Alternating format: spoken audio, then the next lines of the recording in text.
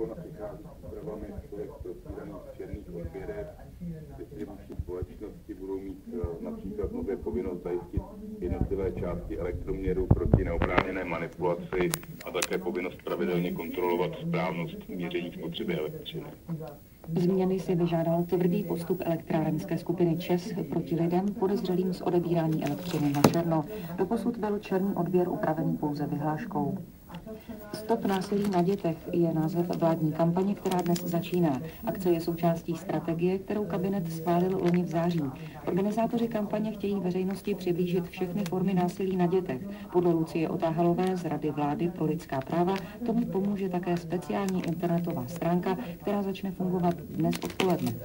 Webové stránky www.stopnásilí-na-dětech.cz definují tyto formy násilí a prostřednictvím slabikáře popisují tyto formy násilí. Čili nejedná se o ono mediálně propírané ohlaškování a vlastně tělesné tresty. To je až vlastně ten největší extrém.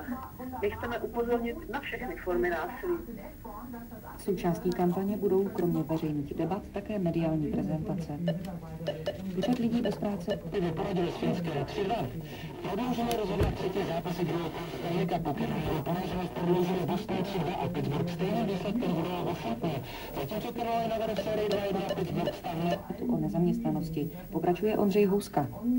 8,5 milionu lidí, toliko. Roční zákaz řízení. Během 3 měsíců to byl 31. případ. Z Jižní Moravy Michal Chilík, frekvence 1. Taky Polsko už má první případ prasačí chřipky. Vir AH1N1 má 58letá žena, která se vrátila ze Spojených států. Podle doktorů by měla přežít.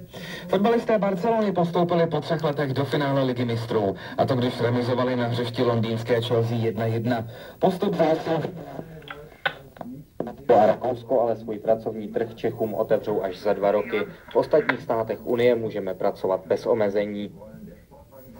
První případ takzvané prasečí chřipky hlásí Polsko. Oznámili to tamní zdravotnické úřady. Virus potvrdili lékaři u jedné osoby. Její zdravotní stav ale není vážný. Světoví zdravotní experti varovali před možnou